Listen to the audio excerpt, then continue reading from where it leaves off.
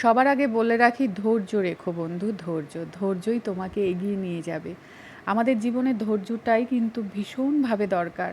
কারণ ধৈর্য ধরে না রাখলে কিন্তু আমরা জীবনে অনেক ভুল করে ফেলি তাড়াহুড়োতে। সুতরাং ধৈর্যটা রাখবে। এবং সত্যি বলছি, যারা রান্না ভালোবাসো, রান্না করতে ভালোবাসো, তাদের তো ধৈর্য ধরতেই হবে। কারণ ধৈর্য না ধরলে পুরো রান্নাটা শিখবে কী করে? যারা নতুন নতুন রান্না শেখো, নতুন নতুন রান্নাটাকে ভালোবাসো, তাদের জন্য বলছি স্কিপ না করে প্রথম থেকে শেষ পর্যন্ত দেখো। কারণ ভেতরে ছোট ছোট টিপস থাকে, সেই টিপসগুলো কিন্তু তোমরা স্কিপ করলে মিস করে যাবে।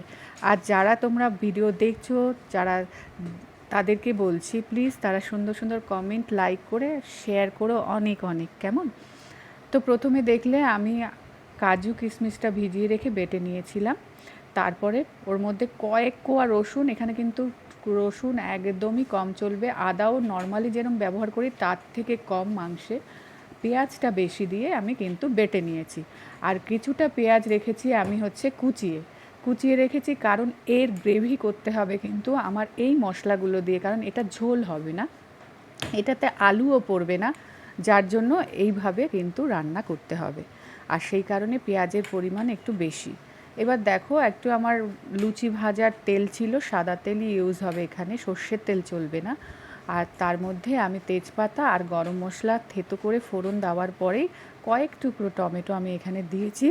দেওয়ার পরে পেঁয়াজ কুচি আর লঙ্কা চিড়ে দিয়ে দিয়েছি।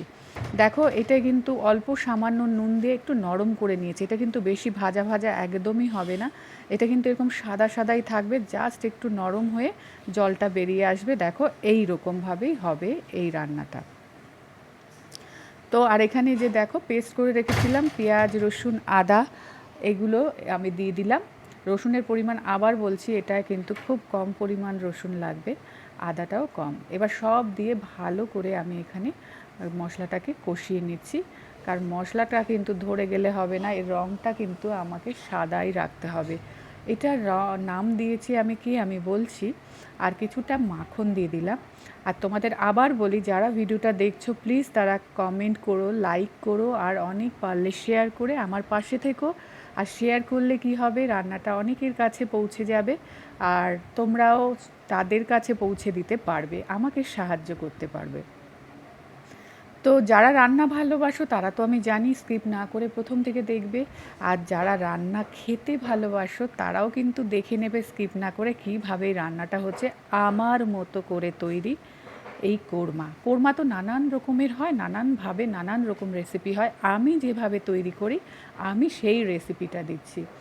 এবার দেখলে ওর মধ্যে আমি কিন্তু একটু জল দিয়ে মশলাটা ভালো করে আরেকটু কষিয়ে নেওয়ার পরেই ধোয়া চিকেনটা দিয়ে দিয়েছি। এখানে কিন্তু চিকেন ম্যারিনেট করা নয়, জাস্ট পরিষ্কার করে ধুয়ে নেওয়া চিকেনটা ডাইরেক্ট আমি ওই মশলার মধ্যে নিয়ে এবার এই মশলার সাথে বেশ কিছুক্ষণ ধরে কষিয়ে নেব এই চিকেনটা। এই চিকেনটার নাম দিই আমার মতো কোরমা।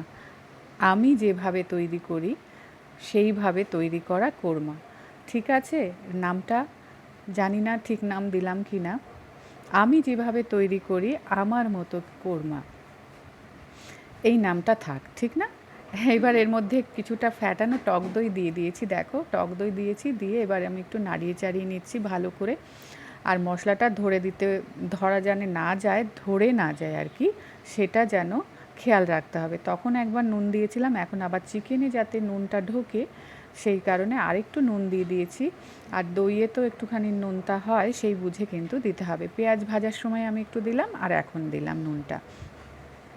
এই নুন যেমন স্বাদ বাড়ায়, আবার নুনটাই কিন্তু বেস্বাদ করে দেয়, তাই না? বিস্বাদ হয়ে যায়। সেই জন্য নুন মেপে ঝুপে দেওয়াটাই ভালো, টেস্ট করে নিয়ে নিয়েই নুন ব্যবহার করা ভালো।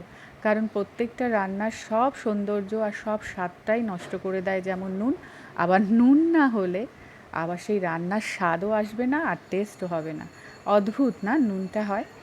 যেমন একদম ঠিক ঠিক না দিলে নুনকে, তাহলে কিন্তু খাবার যেমন টেস্ট হতে পারে, আবার খাবারটা নষ্টও হয়ে যেতে পারে বেশ অতিরিক্ত নুন ব্যবহারে। তো দেখো, একদম ভাজা ভাজা করে নিয়েছি প্রায়, বলতে গেলে মশলাটা যাতে ধরে না যায় সেইভাবে বারবার আমি নাড়ছিলাম। যখন ভালো করে মশলা মিশে গেছে তখন ফোটানো গরম জল এখানে ইউজ করেছি চিকেনের মধ্যে। এবার চিকেনটাকে ভালো করে নাড়িয়ে নিচ্ছি। এবার আমি ঢেকে দেবো চিকেনটা সিদ্ধ হওয়ার জন্য, এবং সিদ্ধ হবে, চিকেনটা দিয়েও জল ছাড়বে, এবং তার সাথে আবার কি হবে, চিকেনটা মশলাটাও টেনে নেবে, টেস্টটা সুন্দর এসে যায়। তো বেশ কিছুক্ষণ ঢাকা রাখার পরে আমি খুলে আবার দেখছি যে নিচে থিতিয়ে যাওয়া মশলাটা কোনোভাবে ধরে গেল কি না। তার জন্য দেখলাম না, ঠিক আছে, চিকেনটা আবার ঢাকা দিয়ে দেবো। নাড়া দিয়েছি, একটু নাড়া দিয়ে দেখলে কতটা জল বেরিয়ে এসছে। এর মধ্যে আবার দিয়ে দিলাম হচ্ছে আমি কাজু আর কিশমিশ বাটা। কাজু কিশমিশ বাটাটা দিয়ে কিন্তু আবার ভালো করে চিকেনটা আমি নাড়িয়ে দিচ্ছি। নাড়িয়ে মানে মিশিয়ে দেব কাজু কিশমিশ বাটাটা দিয়ে। এবার আবার ঢাকা দিয়ে দেব, যাতে কাজু কিশমিশ বাটার ফ্লেভার বা এর স্বাদটা, টেস্টটা পুরো চিকেন টেনে নেয়। কারণ এটাই খুব বেশি কিন্তু থাকবে না, গ্রেভি থাকবে না। ওপর দিয়ে দেখো কেমন উপর দিয়ে তেলটা উপরে উঠে এসছে। আমার রান্না প্রায় রেডি। তখন আমি দিয়ে দিলাম একটু গোলমরিচ আর কিছুটা চিনি। এই চিকেনটা একটু মিষ্টি মিষ্টি খেতে হবে। চিকেনটাই এরকম আমার মতো কোরমা যেভাবে আমি তৈরি করি আর কি, এটাকে কিন্তু এইভাবেই দিতে হবে চিনি। যদিও কাজু কিশমিশ বাটা আছে, সেই অনুযায়ী তোমরা বুঝে নেবে।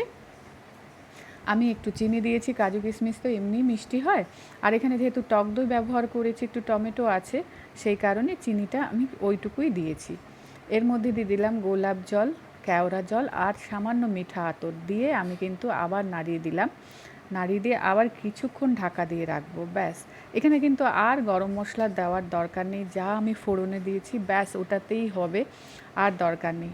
এবার কেওড়া জল, গোলাপ জল আর হচ্ছে মিঠা আতর দেওয়ার পর কিছুক্ষণ ঢাকা দিয়ে রেখেছি। এবার দিয়ে দিচ্ছি আবার একটু চিকেনের উপরে মাখন।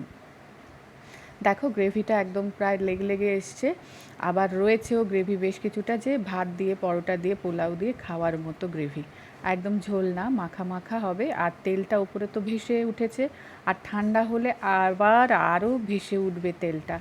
এবার আমি তোমাদের সার্ভ করে দেখাচ্ছি। এই দেখো, এর উপরে আবার দিয়ে দিচ্ছি সার্ভ করার পর ক্রিম। ঠিক আছে, ক্রিম দিয়ে দিলাম ওপর দিয়ে। ফ্রেশ ক্রিম তোমাদের থাকলে দিতে পারো, নাও দিতে পারো, এটা অপশনাল। এটার জন্য টেস্টের খুব একটা হেরফের হয় না। আমার ছিল ঘরে ফ্রেশ ক্রিম, তো আমি ওপর দিয়ে ফ্রেশ ক্রিমটা দিয়ে দিলাম। আর তোমরা পারলে দেবে, না পারলে না দেবে, এটাতে কোনো অসুবিধা হবে না। চিকেন কোরমার যা টেস্ট আসার সেটা অলরেডি এসে গেছে। আর ক্রিমের জন্য, ফ্রেশ ক্রিমের জন্য আলাদা কিছু আসবে না। এই দেখো, একটু ঠান্ডা হওয়ার পর তেল পুরো ছেড়ে এসছে। এই দেখো, তেল দেখতেই পাচ্ছ পাশ দিয়ে। আর এটা আমি সার্ভ করেছিলাম দেখো সাদা পোলাও। এই রেসিপিটাও আবার তোমাদের জন্য দেব। আর এই হচ্ছে আমার মতো তৈরি করা কোরমা। এইভাবে আমি কিন্তু এটার সাথে সার্ভ করেছিলাম, সাদা পোলাওর সাথে। জাস্ট অপূর্ব হয়েছিল। তোমরাও অবশ্যই ট্রাই করো এই চিকেনটা।